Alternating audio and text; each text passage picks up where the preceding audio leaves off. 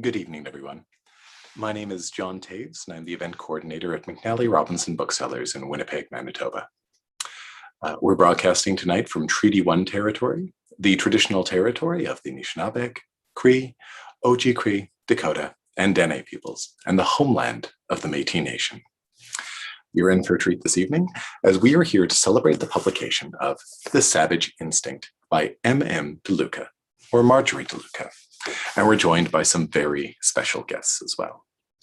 I just wanted to go over a few notes for the evening before we get into the actual conversation itself. I'll be introducing tonight's author, M.M. DeLuca, and then we'll be moving along following a reading to a panel discussion with two special guests. Following that, there'll be the opportunity to ask questions of the panelists. So as questions occur to you, please feel free to write them just in the Q&A box that's right at the bottom of the screen. Rest assured you will not interrupt us as you ask your questions, and then they'll all be very straightforward to find when we actually do move along to the Q&A period. I'll also point out that you should feel free to chat amongst yourselves in the chat as well. At the close of the event, I'll be copying it down and sending it along to the participants as well, so they'll be able to see all of the comments that you've made. Copies of The Savage Instinct are available from McNally Robinson Booksellers, either in person, for the time being at least, over the phone or online. And I'll throw up some links and information about that in the chat as well when I'm finished speaking. But first, it's my immense pleasure to introduce your author this evening, who'll be out to read in just a second. Marjorie M.M. DeLuca is a screenwriter and novelist who writes historical fiction, suspense, and YA sci-fi.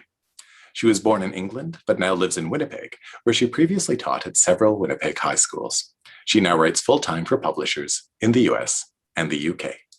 And I'll replace that image of Marjorie with the real thing. So please join me in virtually welcoming Marjorie DeLuca. Hi, John. Hi, it's great to be here. And I'm going to read a couple of short passages from The Savage Instinct. The first part is right from the beginning of the book. And I must give my apologies right away. I'm going to try and replicate the Northeastern English accent, but apologies to my cousins up in Durham if I don't do it quite right. Okay. Durham, spring, 1873. I became acquainted with madness at the age of 26. During that same year, I met the accused murderer, Mary Ann Cotton, and learned that the evil ones amongst us are not confined to the filthy alleyways of the poor. They mingle freely in the polished parlors of the middle classes and the gilded ballrooms of the wealthy. I'd always viewed the world with an artist's eyes, drawn to edges, angles, curves, and texture, the way light plays with shade and casts surfaces into bold relief, revealing the beauty of their imperfections. But now I know this does not apply to people whose flaws can be so loathsome, so vile, so entrenched that nothing, no earthly or heavenly light, can redeem them. And I fear the shadows now, for they conceal a familiar figure with a checkered shawl, blank eyes, and a pitiless soul. She stands at the foot of my bed, holding a cup in her outstretched hand. Drink, drink, she says, for 2 penn'orth of arsenic dissolves nicely in a hot cup of tea. She poisoned my life with a secret, one that must be guarded with lies. But I read once in a poetry book that a lie is but the truth in masquerade. So I'm not afraid. For this past year, I have survived by subterfuge and pretense. The train glides into Durham Station. Shiny as a new toy, its bottle green engine bears the gleaming gold lettering of its name, the Flying Scotsman. I step forward to greet it, conscious I present a somber figure, shrouded in dark veils and beaded black traveling clothes. Widow's weeds. I face a long journey to London, King's Cross, and then onto the Folkestone Ferry. But now, as the train brakes and clouds of steam billow into the air, I'm reminded of another journey that brought me here to Durham only a few short months ago. Then I'm going to jump ahead to the scene where Clara, the main character in the story, finally gets to go and work at the prison as a charitable visitor. And she kind of works her way to go and see Mary Ann Cotton, who she's become very fascinated by. So we join Clara as she's following one of the wardresses to Mary Ann Cotton's cell. I followed Bertha along a maze of musty corridors until we emerged into a narrow stone-walled passage. At the end, a studded iron door led into a cramped room where two wardresses sat at a wooden table set with a brown teapot, stained mugs, and the remains of a sponge cake. "What mischief are you up to now, Bertha?" said the older one. "Why, I brought a lady that wants to meet Mary Ann," she said, winking. The younger one, with laughing eyes and a flat, fleshy nose, hauled herself from the chair. "Well, you wouldn't be the first." The older one laughed a hearty belly laugh. "Why, everyone wants to meet Mary Ann, to see the woman that packed off all her husbands. Isn't that so, Miss Mullen? She's become quite a curiosity for the great number of well-meaning folk. The women in particular. Seems some of them want to get a few tips on how to rid themselves of the old man." "Why, you got a loose tongue, Thompson," said Bertha. "Mrs. Blackstone's a respectable prison visitor." I held my breath as they bustled about, opening another heavy door that would let her out. The murderous wife and mother, the cold-blooded killer of husbands and children. I heard a light drag of footsteps across the floor, and then a soft, flat voice, unlike the animated tones of Bertha and the other women. "Has Mr. Stott come for me?" asked the voice, "for I'm innocent of the crimes." "No, Mary Ann," said Miss Thompson. "Your stepfather's a working man with a family to provide for." "Well, I must tell him there are 5 or 6 bad uns that would see me all done for, and they canna bring a witness to testify against me." "It's a lady visitor come to see you. She's kindly taken time out of her busy day to come and talk to you," said Miss Thompson. I heard the dry scraping of chair legs on stone. Unable to resist, I peeped around the doorpost. A small figure in a checkered shawl hobbled across the room, clutching her distended belly. She stood listening, her face obscured in the shadows, and for a moment she appeared unreal, a shifting image from my nightmares, a pen and ink caricature from the front page of the newspaper. And yet I drew back when the flames cast a fiery glow across the room, and she stood silhouetted against the crimson firelight and the dark, brooding figure from my dream. The whole world went silent as we stood still, studying each other. The cell so quiet, I could hear the sound of flames licking across the wood. Then my eyes adjusted to the darkness, and the illusion materialized into flesh. The long, pale face with the cap of black hair parted in the middle and smoothed across her ears. The black brows above deep-set eyes that had watched children writhe in agony. I shivered, feeling a powerful need to step away from her slack, sullen gaze, but the shadows enveloped her again, and I could only see the glint of her dark eyes, hard and cold as slate. They fixed on me as if she would pin me like a butterfly to a spreading board. The silence seemed to buzz in my ears. I was trapped with her in that moment, in that dark, musty space, in that tiny box of a room with its cold stone walls. Thank you. Thank you so much, Marjorie. As many of you will know, part of the evening will be a discussion on the myth of female hysteria, both its historical underpinnings and its hold on modern-day society, and how defiant women have subverted its power through the ages.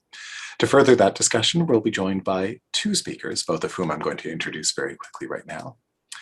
The first, Rachel Vorona Cote, is the author of Too Much: How Victorian Constraints Still Bind Women Today, published by Grand Central Publishing. Her work has also appeared, or is forthcoming, in the Virginia Quarterly Review, The Nation, Jezebel, the Poetry Foundation, and various other places. She teaches a nonfiction writing course through Catapult. Terri Kapsalis is a writer and performer. She is the author of Jane Addams' Travel Medicine Kit, The Hysterical Alphabet, and Public Places, performing gynecology from both ends of the speculum. Her writings have appeared on LitHub and in various edited volumes and journals, including Short Fiction, The Baffler, Denver Quarterly, New Formations, Public, and Parakeet. She teaches at the School of the Art Institute of Chicago. Please join me in virtually welcoming your panel.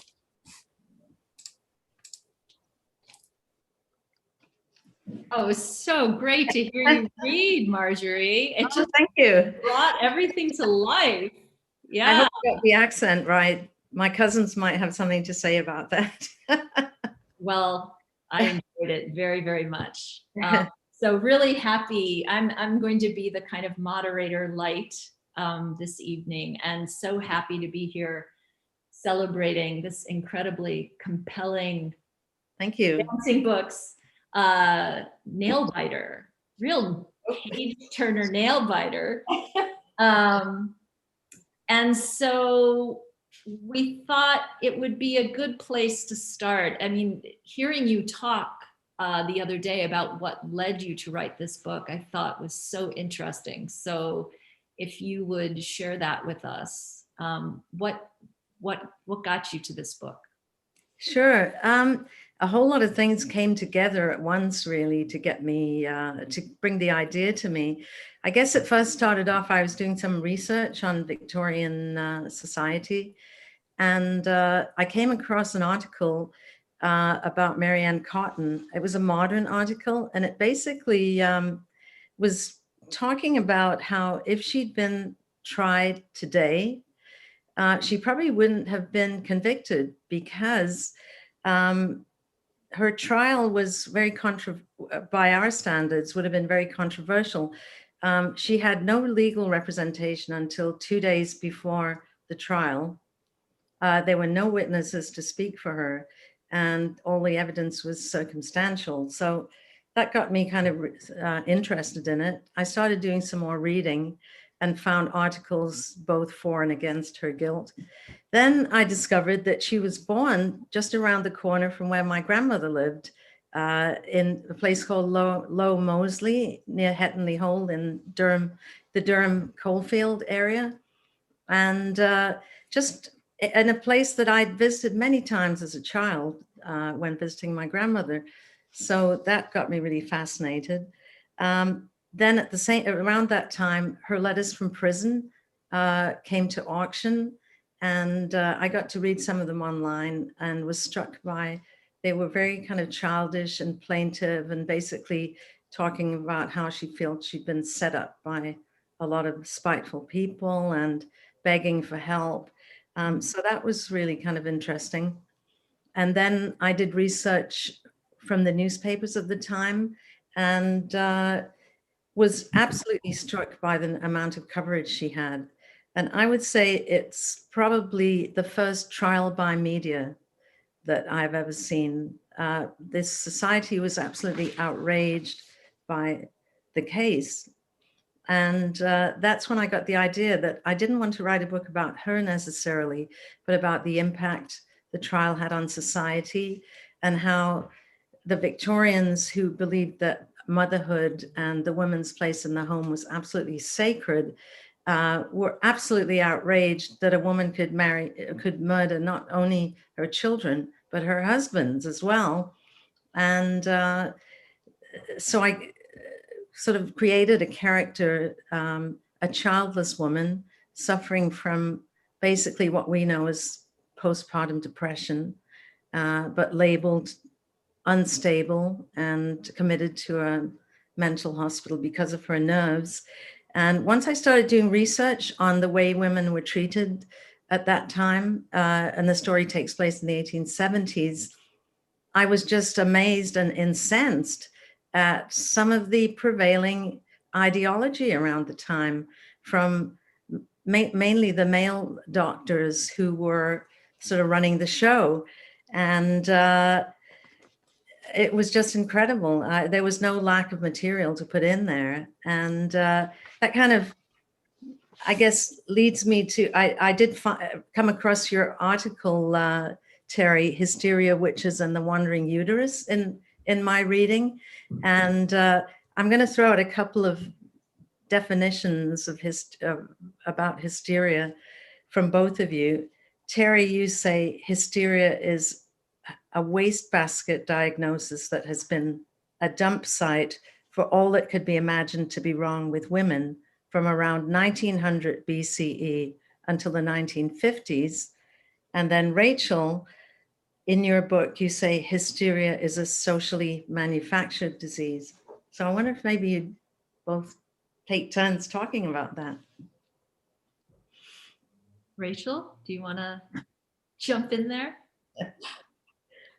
Sure. I mean, I really, I love Terry's definition, because I love the idea of calling it a wastebasket, because it does in many ways, it sort of, it feels like a catch-all term. And, you know, I guess in calling it socially manufactured, it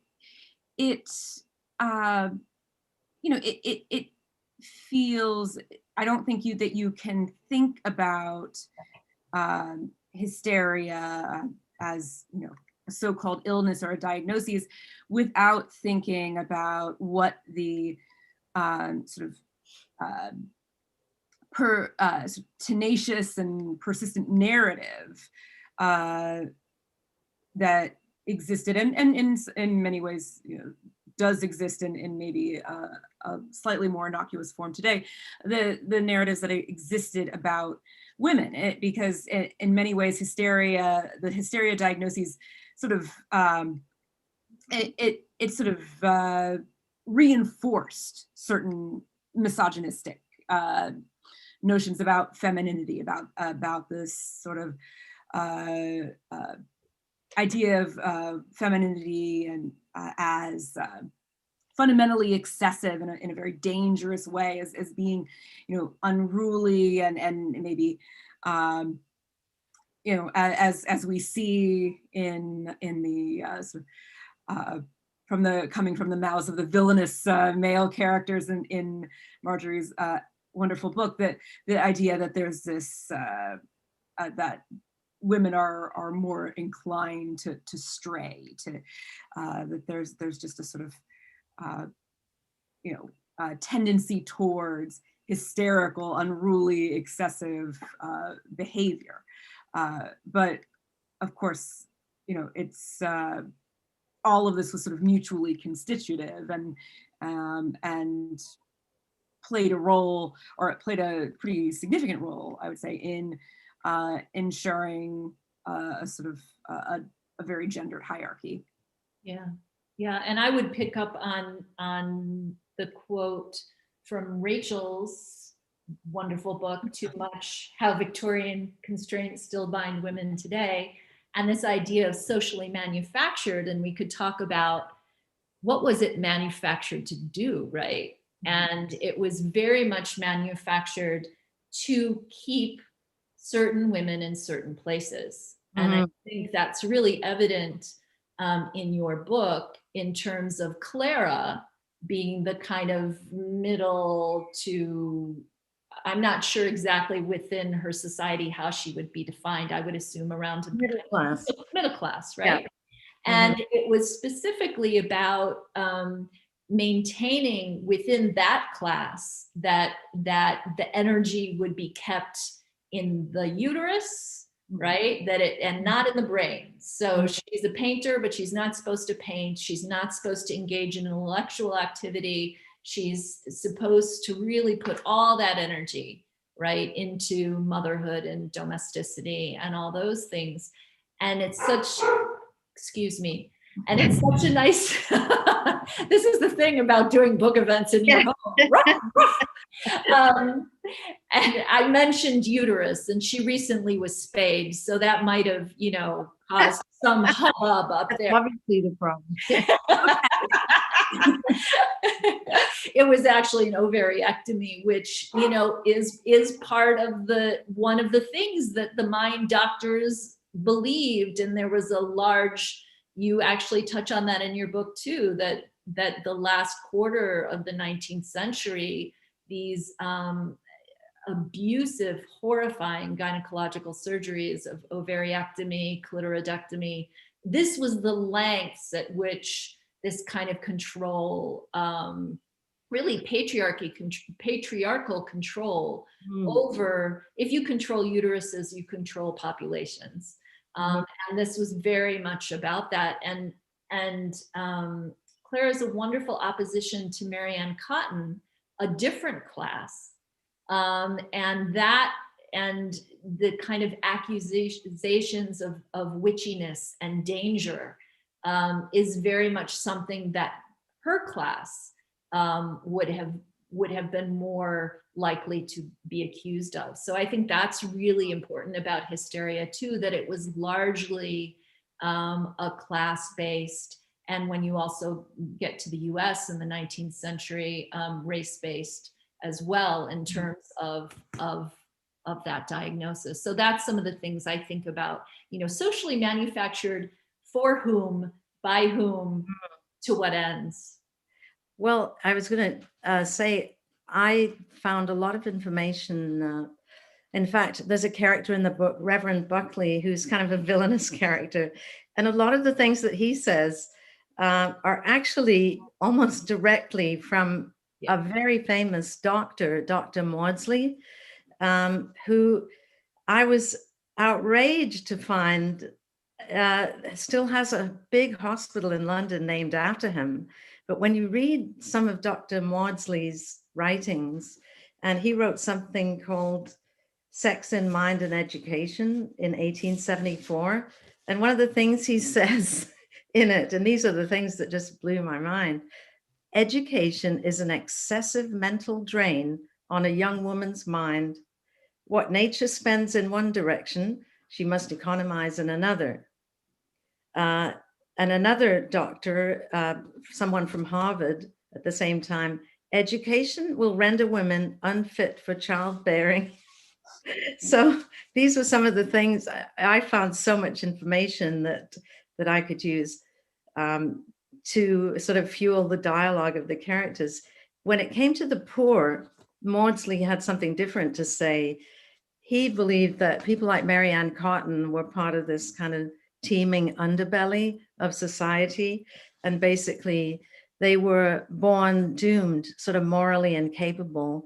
And he believed that basically Marianne was part of that class of people where sort of crime and mental illness was just stalking the poverty-stricken slums. And that, you know, that's how it could be explained. There was no kind of diagnosis of hysteria. There was just moral degeneracy. And he writes all about that. And basically, he said it's survival of the fittest, not survival of the best. Basically, survival of a savage in a savage social medium. So, I mean, that's one of the interesting things that I was sort of thinking about. Who is the savage person in this? There's a whole lot of people that think the others are savage, but they are in reality, you know? So yeah, so this myth of hysteria and this fiction that was hysteria was tied into all these other contemporaneous mythologies that were misunderstandings of Darwin and the pseudoscientific anthropological ideas about racial supremacy and what is the civilized and what is the savage and the uncivilized, and Yeah. that all of those threads, I think, are running throughout your book. Yeah. Yeah. Yeah. And I even came across research that there was one doctor who ran a big asylum in Wakefield, and he had access to sort of many patients and brains of dead patients. And he claimed that he'd analyzed all the brains and had definitive research results that women's brains were smaller, and therefore, of course, they were much more prone to all kinds of, mental illnesses, and weren't the intellectual equals of men. So, yeah, very, very interesting and sort of mind blowing, really. Yeah. So one of the things, Rachel, maybe you could talk a little bit. I mean, in your book, this idea of why should we be thinking about hysteria now? Like, why should we be thinking about this? Why should we be writing about it, considering it? And I'm sure that was really maybe a part of the heart of what, at least some of what you're writing in Too Much. Sure. I think, well, it's, in some ways it's almost an overwhelming question, because I mean, and I think a necessary one, because on the one hand, we read a book like The Savage Instinct, and I apologize, it just started, the skies just opened up here. I heard it. Yeah. I thought you might. So you just, or you have a bowling alley on the floor above you, right? No. We read a book like The Savage Instinct, and no, thank goodness we're not in, most of us, knock on wood, are not in the sort of circumstances that Clara finds herself, and Marianne finds herself. But if we look at, just looking at the cultural commentary at any given day, reveals that those sorts of narratives about femininity as being tethered to unruliness and a sort of dangerous unpredictability and manipulation, sexual manipulation. Even just, if we think about the discourse around Meghan Markle, as this sort of dangerous woman who lured Harry away from his from the white monarchy. I think it's embedded there. I get, how is it? Oh, it's frightening to think how long ago it was, but a little over a decade ago, when Britney Spears sort of suffered publicly a really terrible bout of mental illness, and it happened on sort of on a grand stage, and she became this punchline that and that and has to some extent never really shaken it, and it's had you might argue some real material repercussions. And obviously I'm talking about a very famous woman, but she's as we know is purportedly not permitted to I think have a cell phone. She's very limited in what she's allowed to do because of that conservatorship, and a lot of and that sort of hemming in is it is it's very much helped by the wider narrative of her being just too too crazy to be able to take care of herself. So, you know, those of course I'm going to these very visible examples, but I think, you know, that, you know, where we're talking about very privileged women, but we can look at those examples and then think and then realize what, you know, that's the tip of the iceberg, that there's and that it's indicative of so much more. And I think most of us who are women identified have, you know, probably have at some point encountered you know, some sort of scenario where we felt like we weren't being taken seriously, that we were regarded as sort of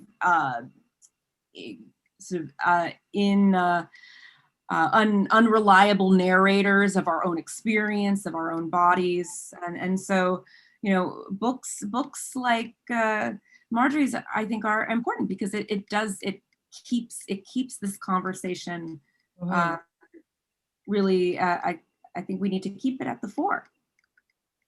Well, I actually, you're talking about something that there's a great quote in your book where you say the archaic theories have been debunked, but the anxiety underpinning them has lingered. And then you talk about female bodies being the landscape of a brutal ideological battlefield. And, you know, when you're talking about reproductive rights and all of that, I think that's very important, you know? Yeah. And we're in the US, we're very likely going to be relitigating Roe v. Wade. So, you know, these concerns are very much with us. Mm-hmm. And already, and you have things still happening like forced sterilization in prisons at the border. So, you know, again, how these rights relate to ideas about who should be mothers and who are degenerates and who should have control over their reproductive organs and who shouldn't, right? I mean, these ideas are very much still at play. And as somebody who has taught this history to undergraduate students at an art school for decades, it's been really interesting to witness students' reactions to this history. And a number of students, particularly those female assigned at birth, really identify with the way in which being accused of being crazy can be a way to silence, can be a way to control, discipline, etc. And if you don't realize that there's a precedent for that, you may feel like it's personal, that it's not coming out of anywhere. And when you realize that there is this history, and that those kinds of accusations often get leveled at certain identities and not other identities. I think there's something also very empowering about understanding this history and the depths of it and the breadth of it.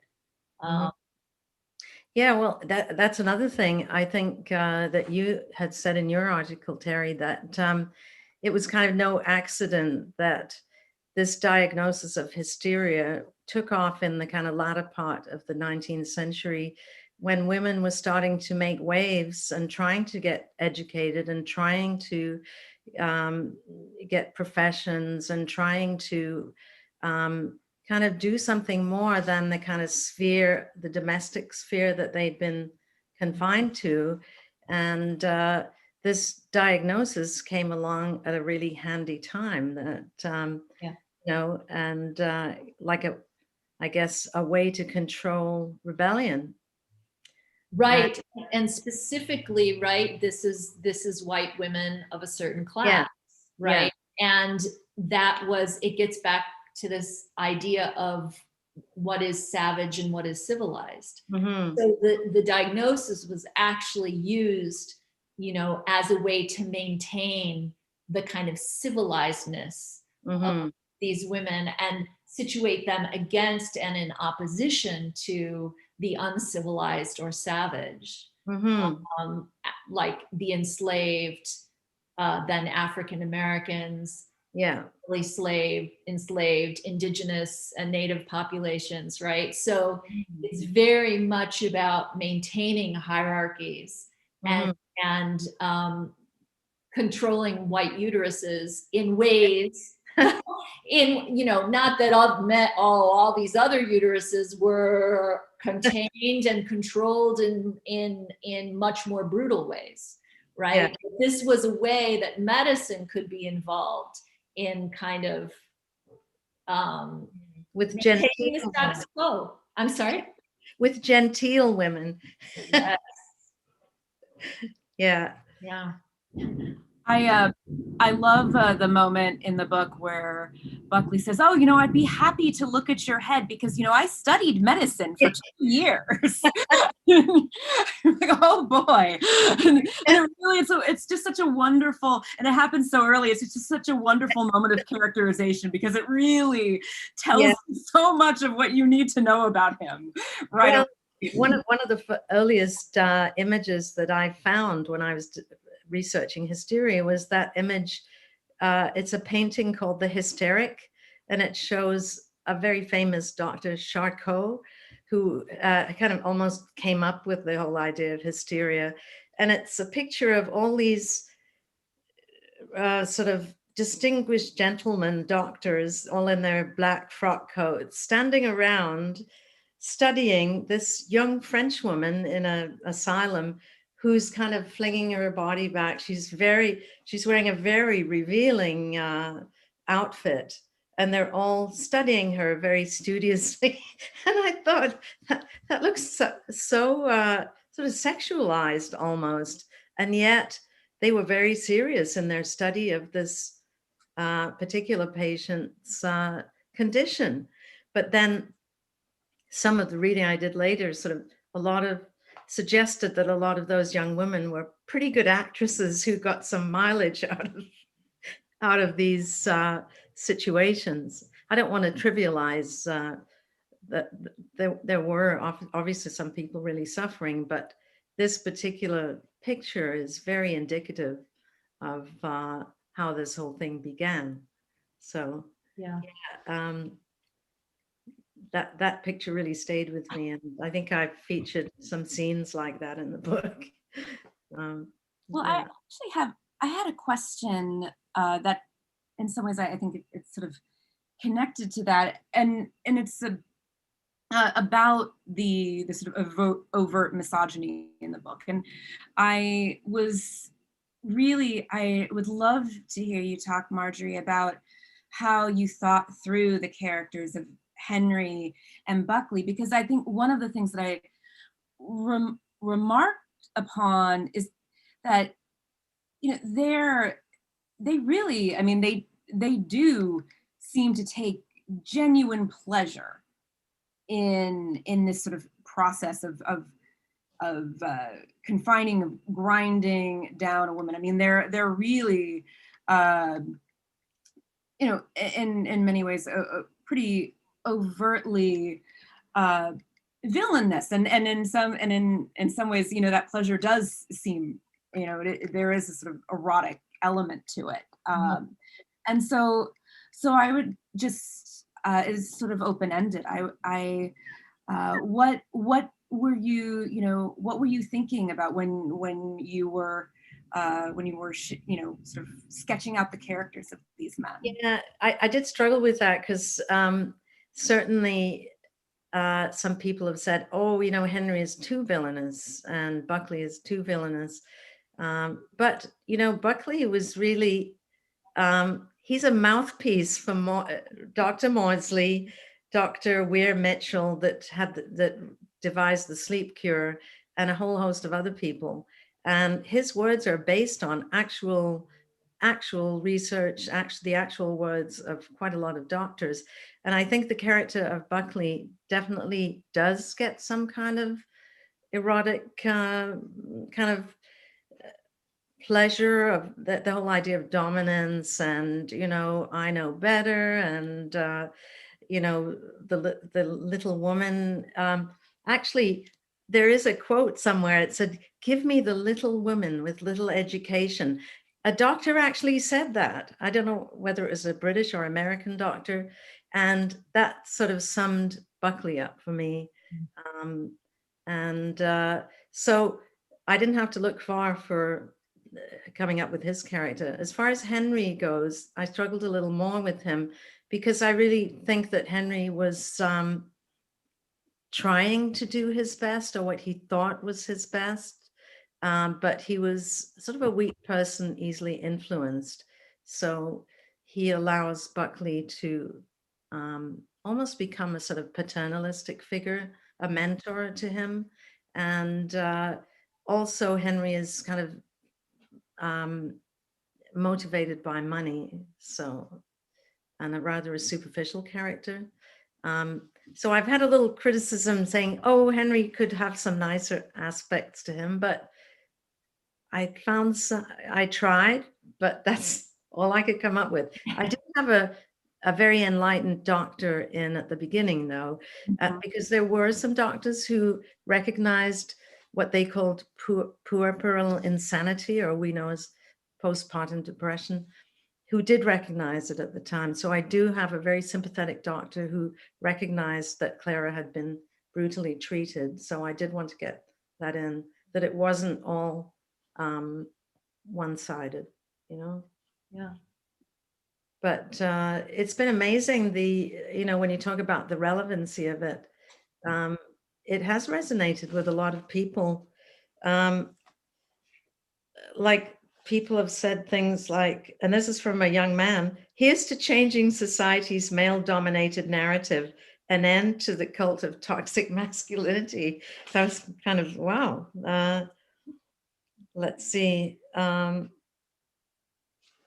It tells of a much more omnipresent class of horrors, that of a society overtly helmed by men who have assigned themselves to choreograph all definitions of law and order from the courtroom to the living room. And a lot of the sexism and tyranny mentioned in this book is alive and well today, if only more cleverly masked. I mean, it's actually been overwhelming, some of the responses. So, yeah. That's great. Well, maybe it is that time, Yeah. 7:45, when we were going to see if, here comes John. And thank you so much. We have received a number of questions from folks. There were some sent in advance, and we've also received some tonight. So naturally, a lot of these will be geared toward the book under discussion, but several of them are open-ended. And given that I'm in the presence of three incredibly accomplished people, all of whom have written books, please feel free to weigh in regarding the authorial process as you see fit as well. So just starting with the basic question that was sent in by Mike prior to the event, two-part question. What kind of sources did you use when doing research for this book in particular, and how long did it take to write? I used a lot of newspaper articles from the British Library. The British Library has an amazing number of newspapers from that particular period, so I used that a lot. I used many different books, which you can actually find listed in at the back of the novel. And I used, I actually traveled to Durham. Well, I'm from Durham originally, but I traveled there quite a bit, and just to get a feel for the place again. And I used Mary Ann Cotton's letters to try and get a sense of her voice. Yeah. The book, it began in 2012, and it was sort of an on again, off again process. So 10 years really for that one. Oh, thank you. And while you were writing, did you find that the use of a real person, Mary Ann Cotton, make it more difficult to write the story, or did that open it up more for you? Actually, it was very scary, and that was why it took such a long time. I think you have to feel a sense of responsibility when you're using a real person, especially someone whose relatives may still be alive. And also the fact that she had been accused of such terrible murders. I didn't want to sort of focus it on her or glorify her, I guess. So it took me a while to become comfortable using her in the book. And yeah, I had bad dream. And actually the beginning says, I see a small figure at the foot of my bed. I did have nightmares about her at first. I did see her at the foot of the bed. So, yeah. Oh, thank you. Janet had written in previously asking about where the idea that childless women were more prone to mental illness and should be locked up in asylum came from, although I believe we've touched on that a little bit, but is there anything you'd like to expand on when it comes to that? Maybe I can get the other guys to chime in. Absolutely. I mean, yeah, from the very, very beginning, the prehistory. I mean, hysteria as a concept, the term hysteria really didn't exist until the early 19th century, but there's this whole prehistory going back to ancient Egypt and ancient Greece that kind of got pulled forward once there was this idea of hysteria. And all the way back then, there was an idea that the womb was hungry for semen, and it would wander around the body aimlessly if it was not sated through pregnancy. So those ideas of childlessness and pathology, you go all the way back. And again, if back to that idea of to what ends, why would we have these ideas? Well, that's how you make a civilization. You have to have a population. You have to have warriors, and you have to have mothers, right? And so medicine and medical ideas were very much in cahoots with those, ideas of how you create civilizations. So that idea is as old as we know it to be. I mean, it just goes all the way back. I found that when it came to childlessness and women having problems with pregnancy and postpartum depression, as we know it, the Victorians were terrified of this. And basically, from the things I've read, it sort of basically violated all their cultural ideas about motherhood, this sort of cherished idea of motherhood. And when you read about some of the descriptions of women suffering from this kind of child insanity of the childbed was another way of calling it. There are descriptions like, oh, these women they flaunt their sexuality, they swear, they curse, they do terrible lascivious things. And it was almost like the doctors were afraid of these kind of women, and one doctor wrote, are these obscene thoughts and language and terrible habits that come from these women, is it a result of organic disturbance, or is it the revelation of a salacity natural to women, but it just comes out when it's not been kept under control by religion and moral principles? So they had a real fear of this kind of insanity. Rachel, do you want to add something? Yeah. Oh, I mean, I think all of that is a wonderful context. I mean, absolutely. I mean, in the 19th century, there was very much the notion of what was called the angel in the house was sort of became this ideal for women, and so a woman was supposed to be the maternal keeper of the hearth, who was bearing children and yet was somehow virginal throughout that. So it makes absolute sense that that the preoccupation with the idea of hysteria and its connection to childbearing or childlessness, that would reach a sort of fever pitch. No, thank you. Becca had written in about an earlier comment that you made, Marjorie, where she mentioned that she loved the description that you offered, that she's an artist but not supposed to paint. She's supposed to focus on motherhood and domesticity. Marjorie, did you or do you feel any parallel tensions when you were writing the book? The pull to focus on domesticity rather than your creative work? I better watch it. My husband's probably watching this. No, not really. I mean, my children have left the house now. They're grown up and everything.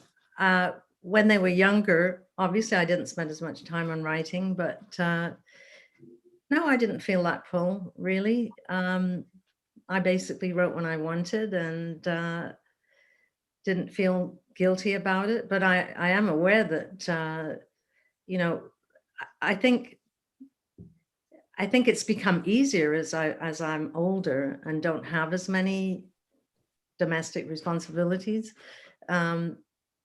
Trying to write this novel with young children around would have been quite difficult, I think. So no, I didn't feel that pull. Not really. No, we do have one more question that's come in. So while I'm reading this, I will invite anybody who is out in the audience. If you do have any further questions, feel free to send them in. But otherwise, this is a rather open-ended question that you folks can all join in answering as you see fit. This is from Ashley. And Ashley says, as we know today, mental and physical health play a significant role in women and their ability to bear children. What are your thoughts on whether or not the Victorian treatment of women had long-term impacts on populations of women and their ability to bear children as time has gone on? Wow.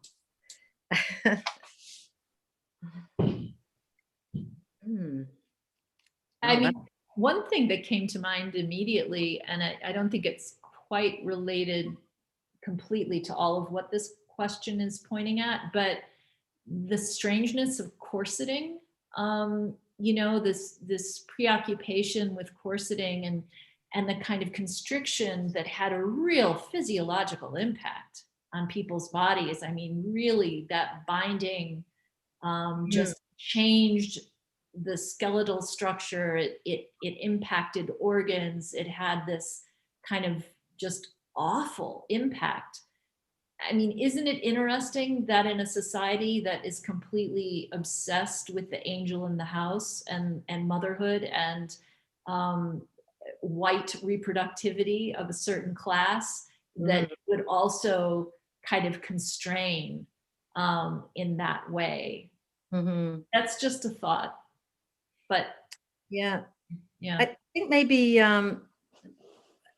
that's a very big question and not one which I'm not sure I'm qualified to give an answer to, but I'll say something. I think from the Victorian era, we still have, I think the whole idea of motherhood and how sacred it was and how important it was to a woman and how it was basically the measure, she was measured by her success as a mother, has put a lot of pressure on women. And that still is around today, that you're only successful and you're only a real woman if you have children or if you become a mother.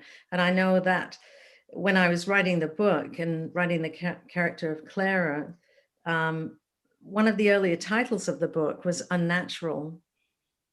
I'd called it Unnatural because she felt that she was an unnatural woman, or she was regarded as unnatural because she wasn't a mother. And that was one of the reasons that she gravitated towards Marianne Cotton, who is also considered unnatural because she murdered her children. And one of the suggestions or reasons suggested that Marianne Cotton murdered the children was, and that so many children, their infanticide was quite, I don't want to say quite common, but it's more common than we like to acknowledge in the Victorian era, because so many women of Marianne Cotton's kind of class were absolutely overwhelmed by the work that they had to do and the situation of poverty that they found themselves in. And many of those women did end up in mental asylums, but yeah, I I think that that whole idea of being unnatural or not quite not having fulfilled yourself still lingers today. I don't know what you think about that. I think what's interesting, and what I almost feel like Marjorie and Terri, both your comments really illuminate is just this, that there's this sort of enduring disinterest in the material conditions of what would actually make it feasible for people to have children and live in, live in a humane way. There's just this sort of there. I think there's that because there's not really the interest in thinking about that, in really, studying anatomy and our, to the extent that we still don't really even know, I think, if I remember correctly, what causes endometriosis, and so many elements that are related to uterus and ovaries. There's just this sort of assumption that that a woman will do the impossible because she's expected to. She'll wear a corset and calibrate her body ever thus so, and also bear lots of children because that's what she is expected to do. And there's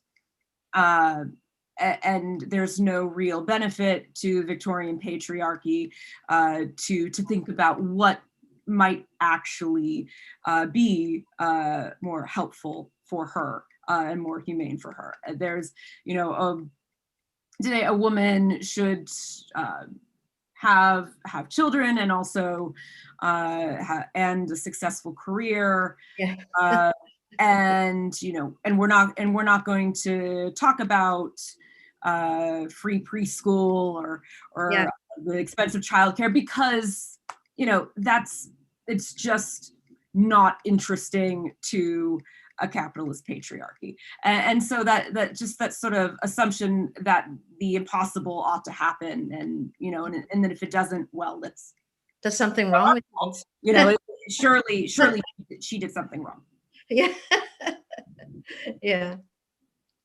And when there's a pandemic and when everything falls apart, women are the ones that are expected to quit their jobs. And so we've seen this dramatic decrease in the labor force when it comes to women, those who, even if a family couldn't afford it, that was what was happening. So there are many of these kind of Victorian ideas that kind of kick right in because we haven't traveled that far. We're still dealing with some of the same lenses and pressures. The hangover. Hangover. Victoria, we have a big Victorian hangover. Yes. Right. And we do have two more quick questions and then we can wind things down for the evening. The first comes from an anonymous attendee who mentioned that they liked how descriptive the book was and mentioned that you talked a little bit about the research that went into the book, but how did growing up in Northern England help shape the way the book was written?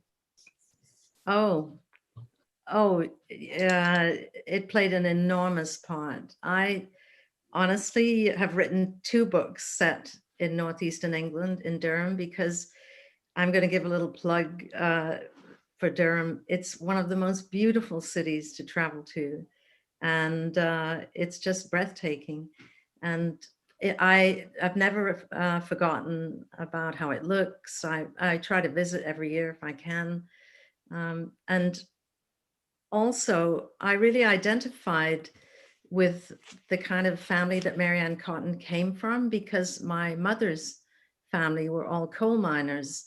So I know what that was like. I'm not writing about that particular class of people from outside it.